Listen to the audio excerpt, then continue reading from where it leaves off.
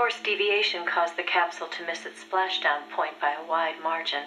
It didn't have enough time to decelerate before crashing into the sea. The force of the impact shattered the spacecraft before it started to sink like a stone. The boss used the last of her strength to escape to the surface. Her body was covered in bruises and scorched by radiation. It was a miracle she was still alive. She slipped into a coma and didn't regain consciousness for 6 months. To some, what was worst of all was that she had lost the space race to Gagarin by only a few minutes. That aside, it should have been a proud day for America. Its first manned spaceflight. Sadly, her accomplishment was kept out of the history books.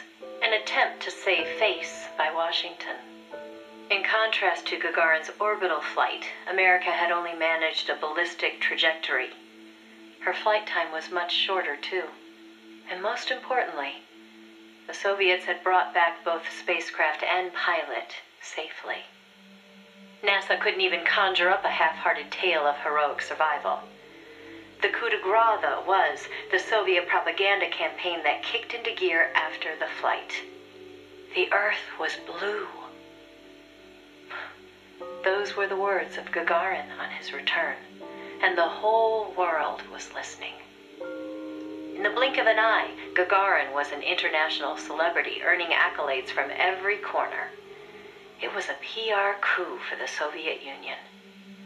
Meanwhile, Washington could only grit its teeth in silence. They decided there was no value in making the boss's flight public, that it would only make matters worse. So they buried it instead, labeling it a dark mission. NASA and the CIA did everything in their power to erase all traces of the boss from Project Mercury. The result was the photo you see before you. Not a bad job, huh? Not only did they expunge her flight from the records, they denied that she ever existed. And that wasn't the end of it. As an alibi, the military claimed she'd taken part in the CIA's botched Bay of Pigs plot to take back Cuba. And when the boss was finally well enough to return to service, they wouldn't take her back. She was forced to go underground. In the public eye, the boss was still a hero of World War II. In reality, though, she was anything but that. She was a non-person, fit only for the blackest of black ops. In effect, she may as well have been dead. Gagarin went on a worldwide tour in front of millions of adoring fans. The boss, meanwhile, was a walking secret, unable to breathe a word about her experience.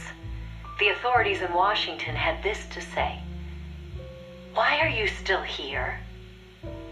If only you'd had the decency to give us a nice quote like Gagarin and then die an honorable death, you'd have gone down as a hero." 3 weeks later, on May 5th, Alan Shepard, one of the Mercury 7, made his own ballistic flight. They sure didn't try to cover up his achievement. Of course, he owed his success to the lessons learned from the boss's tragedy. Before sending Gagarin up into space, the Soviets had used a mannequin called Ivan Ivanovich to test the landing procedure, which would make the boss America's version of a crash test dummy. But she didn't care. "I'm happy to be the dummy," she said, "if it'll help the project succeed. Nothing would give me greater satisfaction." And that still wasn't the end of it. The boss had worked through the anti-Moscow faction of the Soviet Union's philosophers to place the sleeper agent, and at some point, the Soviets found out about it. Yet the Americans remained oblivious to the end. Even the philosopher network the boss plugged into never tipped them off to the double cross. That could only mean one of two things. Either the pro-Moscow philosophers had intervened, or the anti-Moscow philosophers had been turned. Either way, it was a situation their American counterparts couldn't stand. To preserve the philosopher's good name, and to repay her debt, so to speak, the boss once again made her way into the Soviet Union.